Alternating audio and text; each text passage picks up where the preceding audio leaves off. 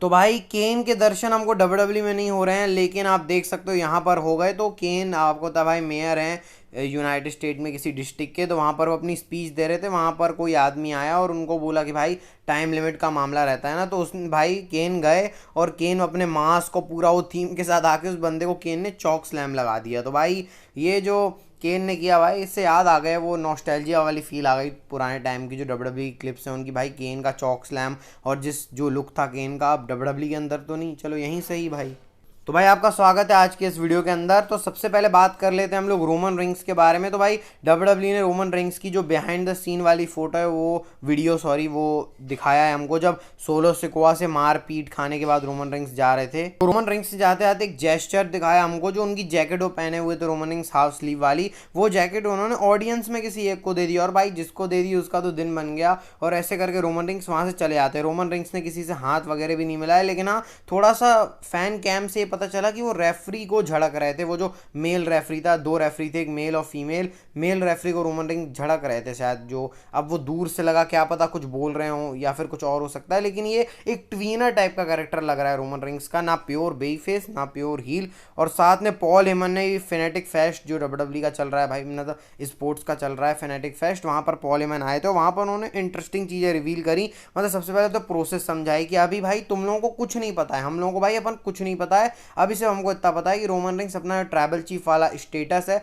उसको क्लेम करने आया, और सोलो सिको वाली ब्लड लाइन है वो उसको परेशान कर रही है, और रोमन रिंग्स एक डीप ट्रबल में है, ऐसे करके पॉल हेमन ने बोला। लेकिन पॉल हेमन ने बोला कि तुमको बहुत सारी लेयर्स अभी मालूम ही नहीं है ब्लड लाइन की जो स्टोरी लाइन होने वाली है। तो भाई पॉल हेमन यहाँ से हमको बहुत कुछ चीज़ें हिंट कर रहे थे, जैसे नए मेंबर्स आ सकते हैं। जैसे मैंने आपको पुरानी एक दो दिन पहले वीडियो के अंदर बताया था, पॉल हेमन ने इंटरव्यू के अंदर बहुत सारी चीज़ें रिवील भी करी थी, तो भाई जाके इस वीडियो को देख लेना।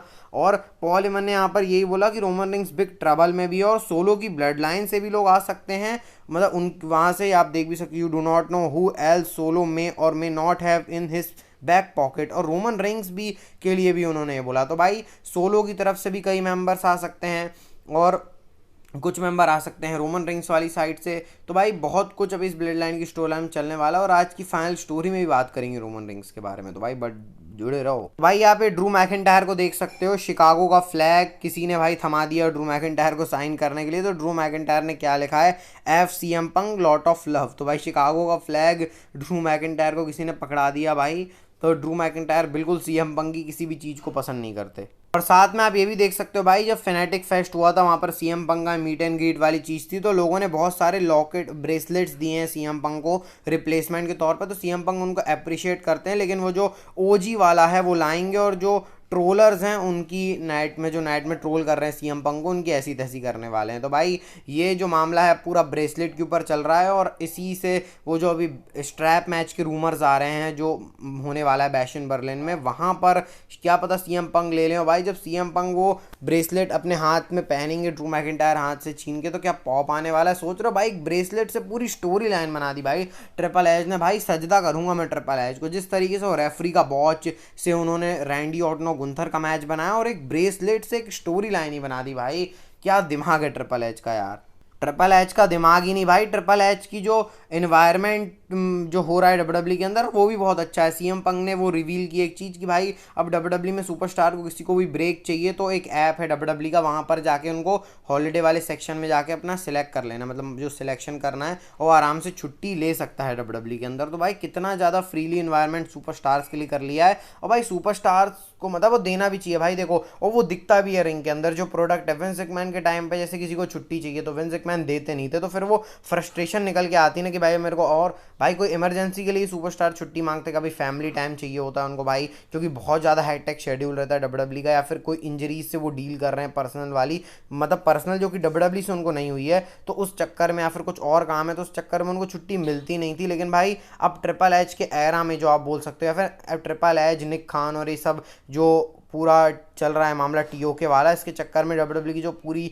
भाई चीज़ें हैं वो बहुत शिफ्टी हो गया, और बिल्कुल अच्छा ट्रांजिशन आया भाई। इससे सुपरस्टार्स का भी भला हो रहा है, और जो सुपरस्टार काम कर रहे हैं उसमें भी एनर्जी आ रही है, उससे हमारा भला हो रहा है कि भाई हमको अच्छे टेलीवाइज्ड मैचेस देखने को मिल रहे हैं। तो भाई ट्रिपल एच के बारे में भाई जितनी तारीफ करो कम है यार। मैं ट्रिपल एच का बहुत बड़ा फ़ैन अब और बन चुका हूँ, पहले था अब तो और ज़्यादा बड़ा फ़ैन हूँ भाई। भाई केविन ओवंस की आप इस चीज़ को देख के अपना याद कर लोगे कि भाई जब आप जाओगे, मतलब जब कभी भी होता नहीं कि एक फ़ैन किसी सुपरस्टार की फ़ोटो खींचता है, मतलब वीडियो बनाता है, फ़ोटो खींचता है, तो आप एक केविन ओवंस को देख सकते हो भाई।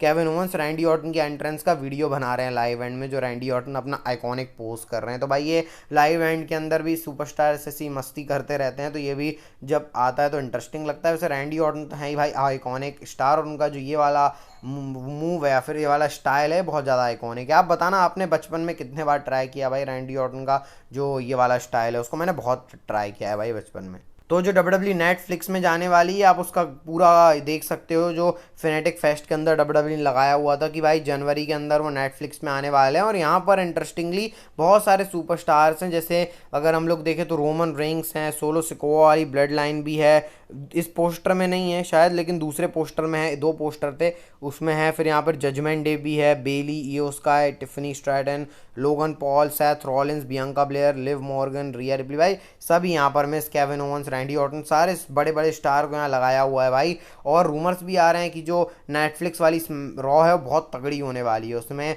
रोमन रेंग्स भी फीचर हो सकते हैं। तो भाई क्या पता आपको एक एक प्रीमियम लाइव इवेंट वाली फील आ जाए उस रॉ के ऊपर। मैं तो बहुत ज़्यादा एक्साइटेड हूँ जब WWE नेटफ्लिक्स में जाने वाली है। अब सेथ रॉलिंस के बारे में बात कर लेते हैं। यहाँ पे सेथ रॉलिंस की फोटो देख सकते हो, ये कहीं से आई है भाई। सेथ रॉलिंस ट्रेनिंग कर रहे हैं और मैं तो यही चाह रहा हूँ भाई सेथ रॉलिंस अच्छे से ट्रेनिंग करके वापस आएँ, क्योंकि एक छोटे छोटे ब्रेक करके वापस आना सही नहीं लगता भाई, क्योंकि अभी उनको और थोड़ा सा टाइम ले लेना चाहिए था, लेकिन स्टोरी में प्रोग्रेशन के लिए वो आ गए थोड़ा मजा करने। इसके बाद अब फिर सेथ रॉलिंस थोड़ा टाइम ऑफ ले, मैं अच्छा खास चाह रहा हूँ कि 2-3 महीने का भाई टाइम ऑफ ले लें, पूरी जो रिकवरी है वो करके फिर आए सेथ रॉलिंस, क्योंकि उनको बड़े बड़े प्रोग्राम भी करने हैं 2025 में। तो देखो भाई सेथ रॉलिंस की रिकवरी कैसे जाती है। तो चलो भाई बिगी के बारे में बात कर लेते हैं। तो बिगी की जो नी इंजरी, नहीं बोल रहा हूँ मैं, नेक इंजरी है, उसके बारे में बातें पता चली हैं कुछ। तो बिगी ने बोला है कि भाई उनको भी खुद क्लियर नहीं है मामला कि उनका कैसे क्या चल रहा है, क्योंकि बिगी के बारे में समझ में नहीं आता भाई कि बिगी कितने फिट है। तो उन्होंने बोला अभी उनको खुद समझ में नहीं आ रहा, 2025 तक वो अपने आप को देखेंगे, लेकिन उसके बाद अगर उनको लगा कि उनकी प्रॉब्लम अभी भी ठीक नहीं हुई तो वो रिटायर कर जाएंगे। और भाई ये चीज़ बिगी ने बोली बिल्कुल अच्छा नहीं लगा भाई। वो बिगी को देखकर ऐसा लग रहा था भाई कि WWE में देखेगी, लेकिन तभी इंजरी हो गई। और बिगी ने बोला अगर मेरे पास और भी बहुत सारे प्लान है, जैसे फेनेटिक फेस्ट के अंदर जो सुपरस्टार साइन वाइन करते हैं वहाँ पर पैनल पे बिगी बैठे रहते हैं, जो शोज आते हैं WWE के, तो वही ये सारे काम करेंगे। बिगी इसमें इंटरेस्टेड है, तो भाई देखते हैं कैसा क्या चलता है मामला। लेकिन रेसलिंग में रिंग के अंदर बिगी को देखना भाई एक अच्छा फन एलिमेंट ऐड करता था। होप है भाई 2025 में बिगी बोलें सब ठीक हो गया और वापस से इन रिंग एक्शन के ऊपर आ रहे हैं। और उनकी एज भी 38 हो गई है, तो उस एज का फैक्टर भी बिगी ने बताया है। तो चलो भाई finally stone cold Steve Austin ने वो चीज़ रिवील कर दी जो हम चाह रहे थे भाई। स्टोन कोल्ड ने रिवील कर दिया है कि वो रेसलमेनिया 40 के अंदर क्यों नहीं आ पाए। उसका कारण ये है कि पैसे वैसे की बात नहीं है भाई, ये कारण है कि उनका कोई फैमिली प्रॉब्लम, पर्सनल प्रॉब्लम आ रही थी, इस चक्कर में वो रेसलमेनिया नहीं आ पाए, रेसलमेनिया 40 जो हुई थी उसके अंदर। तो भाई स्टोन कोल्ड ही आने वाले थे अंडरटेकर की जगह, ये बात तो स्वाभाविक थी। लेकिन देखना है भाई स्टोन कोल्ड का स्टनर रॉक को पढ़ना, क्या रेसलमेनिया 41 में ये चीज़ हो सकती है। तो स्टोन कोल्ड फिर से रेसलमेनिया 41 की बात कर रहे हैं कि भाई रेसलमेनिया 41 के अंदर उनका सीन है लॉस एंजलिस, लॉस कहाँ पे, Las Vegas, sorry Las Vegas के अंदर रेसलमेनिया, ऐसे करके टीज कर रहे हैं। तो क्या पता स्टोन कोल्ड होस्ट बन जाए उस रेसलमेनिया के, बहुत कुछ चीज़ें हो सकती हैं भाई। देखते हैं स्टोन कोल्ड क्या करते हैं उस समय पे। लेकिन रेसलमेनिया 40 के प्लान्स तो रिवील हो गए ये वाले थे भाई कि उनकी पर्सनल प्रॉब्लम थी। तो अब बात करते हैं आज की नेक्स्ट फाइन स्टोरी के बारे में, जो कि जुड़ी हुई है रोमन रिंग्स से। कि भाई अब रोमन रिंग्स एडवर्टाइज हैं 13 सितंबर वाले जो पहला एपिसोड है USA नेटवर्क पे जो स्मैकडाउन जाएगी उसके लिए रोमन रिंग्स एडवर्टाइज हैं। उसके पहले क्या रोमन रिंग्स आने ही नहीं वाले। तो देखो उसके बारे में आपको थोड़ी चीज़ें बताता हूँ।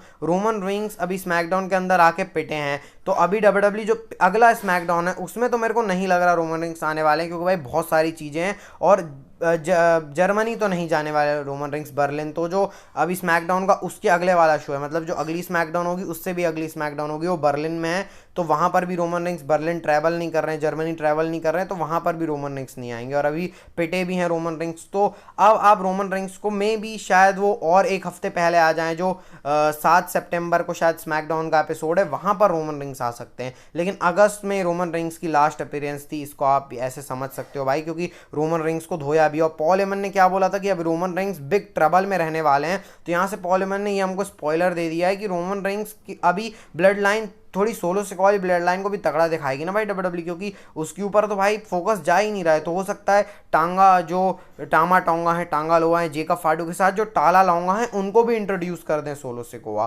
तो ऐसा कुछ हो सकता है। तो मे बी अगर अगले स्मैकडाउन में रोमन रिंग्स आ गए तो आ गए, लेकिन वो जो गोहोम एडिशन वाला है स्मैकडाउन जो बैशन बर्लिन का है, वहां पर तो डेफिनेटली रोमन रिंग्स नहीं रहने वाले। और मे बी चांसेस हैं कि रोमन रिंग्स जो अगली स्मैकडाउन है उसमें भी नहीं होने वाले, सितंबर की शायद पहली स्मैकडाउन में, या फिर आपको अब सीधे वो जो पहला एडिशन है प्रीमियर बोल सकते हो आप यूएसए नेटवर्क वाला, वहां पर देखने को मिलेंगे। तो ये कुछ अपडेट थी भाई रोमन रिंग्स की, और ये वीडियो अच्छी लगी तो भाई लाइक सब्सक्राइब कर देना। मिलते हैं आपको नेक्स्ट वीडियो में। हेल्थ का ध्यान रखना, health is wealth. Bye bye and take care.